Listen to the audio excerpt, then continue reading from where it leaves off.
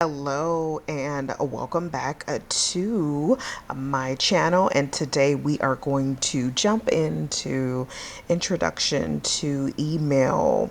There are a total of 6 activities, total time 15 minutes. This is considered a beginner level course, and we are going to get started shortly.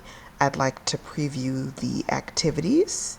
You can see there are a total of 6, 1 through 6, and we will click on each lesson. They average just under 5 minutes.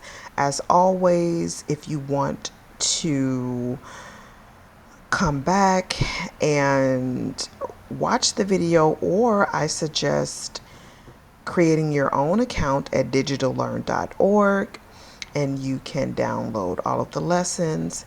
And in this workshop, we'll have some additional resources that are available, Gmail and Gmail help. So we'll go ahead and get started.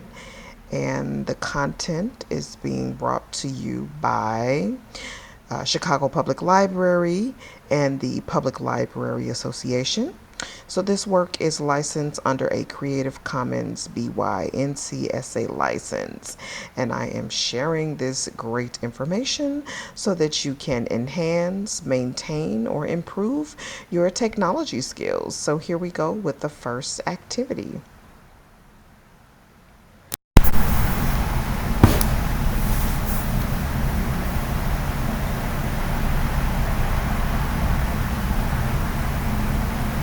Hi, I'm Belle, and I'm here to help you get started with email. We will follow along with Amy, who is setting up an email account. There are many different email providers. In today's example, Amy is setting up a Gmail account. Let's begin by talking about what email is and how it works. If you've never used email before, it's just like mailing someone a letter at the post office, except that the letter is mailed digitally through the internet, and the person receives the letter instantly. You can include all kinds of things in an email. In addition to a letter, you can include pictures, documents, videos, and other computer files. You can send an email to one person or to multiple people at the same time. You can access your email on any device that has the internet, like your computer or your mobile phone. Best of all, sending an email is free. Email providers also provide apps that can be used to check and send email from your mobile phone and tablet devices. In order to receive emails, you will have to sign up for your own private email account, which is an electronic mailbox just for you. That account will have its own email address so that people will know where to send you an email. Like a real address, the email address has to be typed correctly, or the other person will not receive their mail. An email address will always have 2 main parts, which are connected by the @ symbol. The first part of an email address is the person's username. This is similar to the name you write on a regular mailing address. The second part of the email address is the location. It could be the name of an email provider, the organization the person works for, or a website that the person is associated with. To recap, an email address is made up of who you are sending the email to, the @ symbol, and the location for their email, just like a regular mailing address is made up of who and where. Your email account is protected by a password of your choice, so that the only person who has access to your email is you. Think about your password as the key to your mailbox. This provides you with protection and privacy. In the next lesson, Amy is going to create an email account so she can communicate with others. Click on the blue button to end this lesson.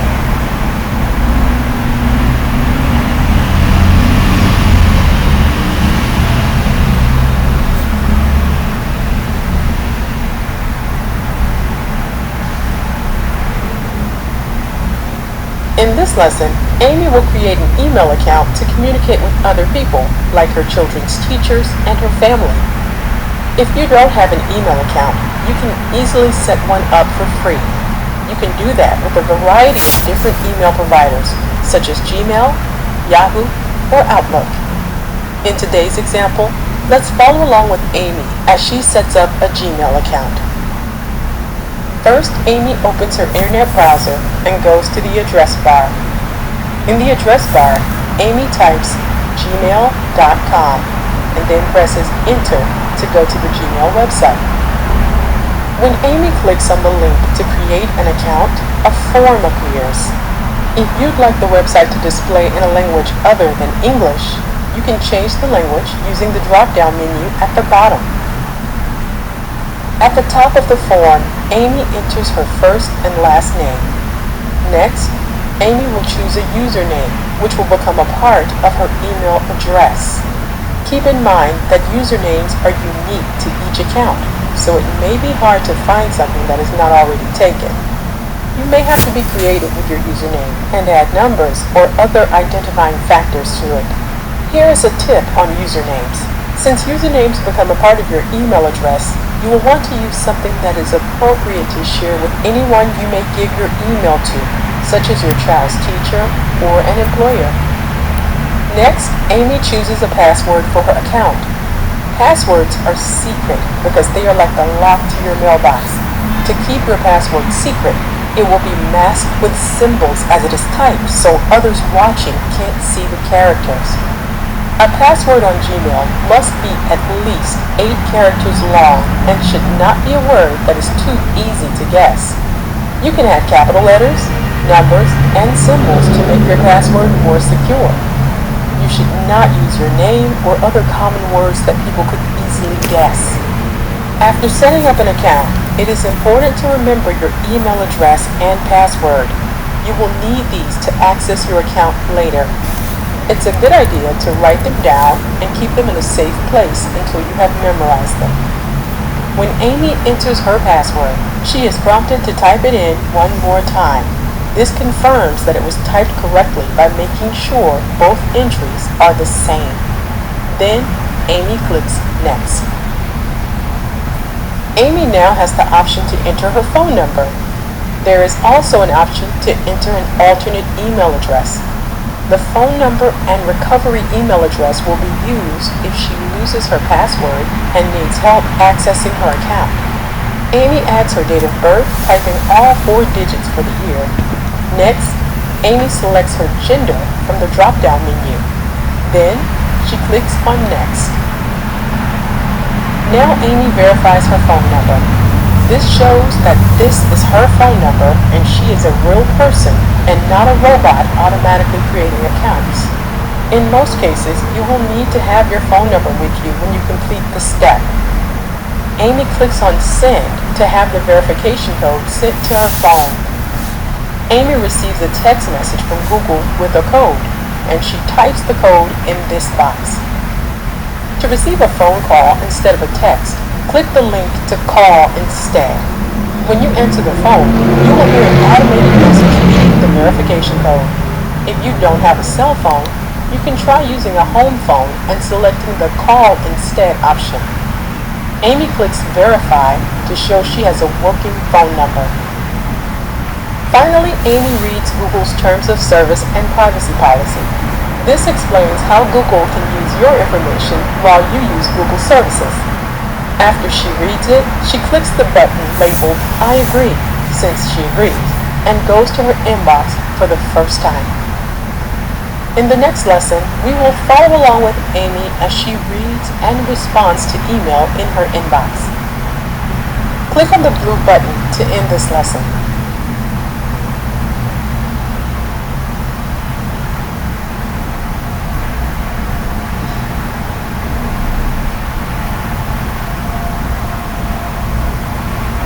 In this lesson, we'll continue following Amy, who has been using email for a little while now.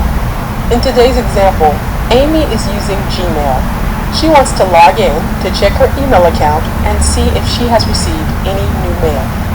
When Amy wants to check her email, She can type gmail.com in the address bar, or she can visit google.com and click on the link that says Gmail. Now that Amy is on the Gmail login page, she types her email address into the box. Then she clicks on Next. Now Amy types in her password and clicks on the blue button that says Next. And there you have it. Amy is logged into her email account. Now we can see a list of email messages in the middle of the screen. The menu on the left side allows you to switch between folders that organize your email messages, such as the inbox, sent mail, drafts, and deleted messages. You can look for specific messages using the search box at the top and access your account settings on the top right. In the next lesson, we'll continue to follow Amy as she reads and responds to emails she has received. Click on the blue button to end this lesson.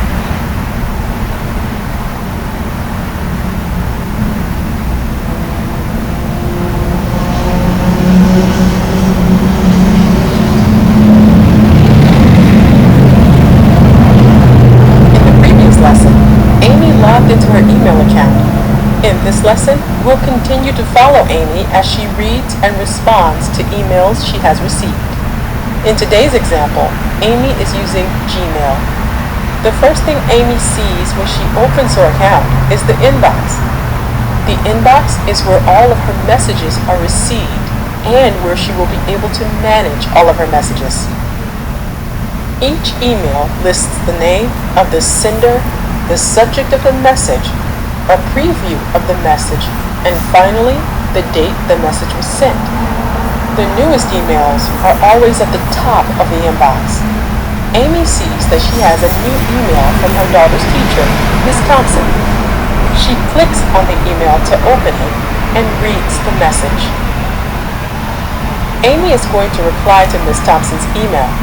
She can do this in two different ways: by clicking on the arrow on the right-hand side of the message, or by clicking on the reply link in the box right below the message. When Amy clicks reply, a text box appears in the large box under the recipient's name. Amy types in her message, then clicks on the send button. Her reply is sent to Ms. Thompson. Once the reply is sent, a notification appears at the bottom of the screen, and the email Amy sent appears below the first message. In the next lesson, Amy is going to send a new message to her sister. Click on the blue button to end this lesson.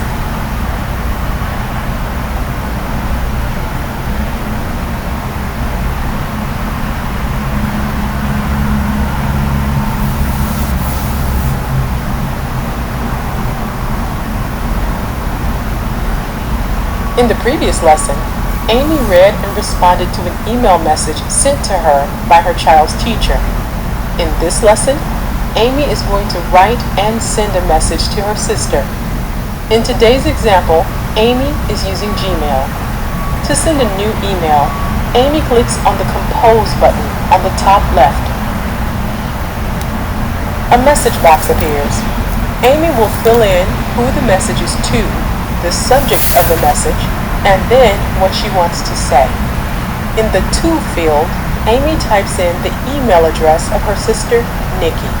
But if Amy wanted to send this message to more than one person, she can type in several email addresses separated by commas. Amy types in a subject to let her sister know what the message is about.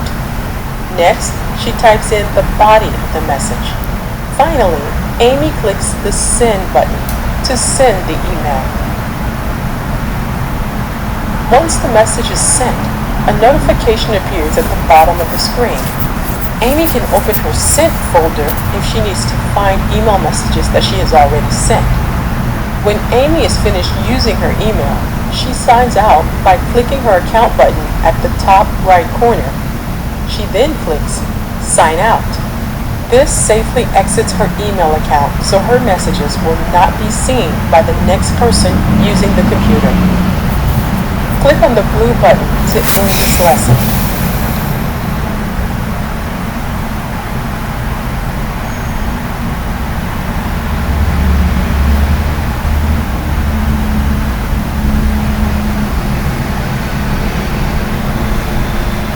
In this course, we've learned a lot about email as we followed along with Amy. Let's see what you remember. If Amy wants to set up an email account so she can communicate with her child's teacher or contact potential employers, what would be the most appropriate username? That's right. Amy wants to choose an email username that looks professional, that doesn't include personal information that might be inappropriate for a potential employer to see.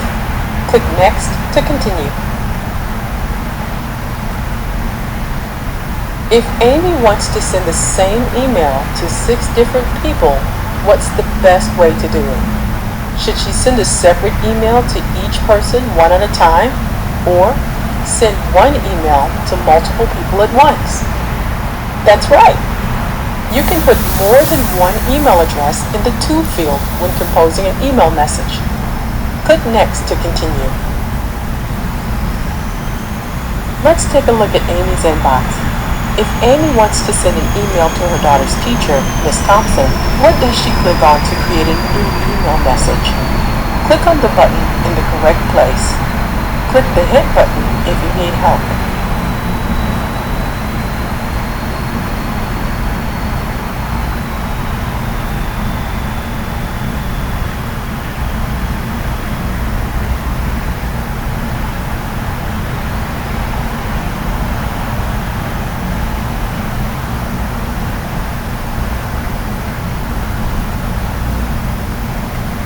That's right. Click Next to continue. Amy has a new email from her sister Nikki. Click on the correct part of the screen to open Nikki's message.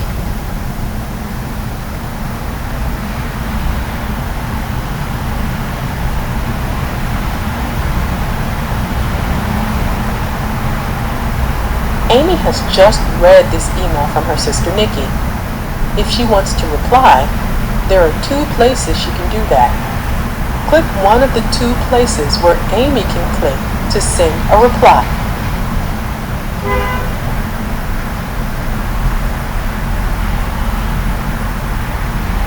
Amy wants to see an email she sent. Click on the correct part of the screen to open the Sent Mail folder.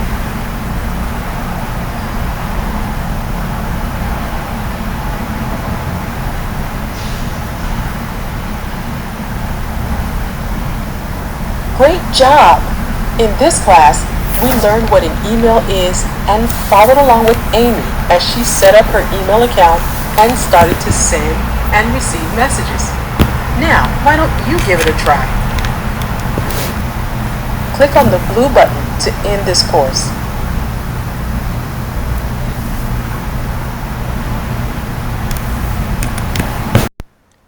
Okay, congratulations. We have completed this module, Intro to Email.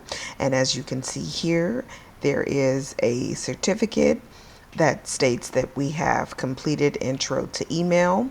And once you create your own account, you can download your certificate.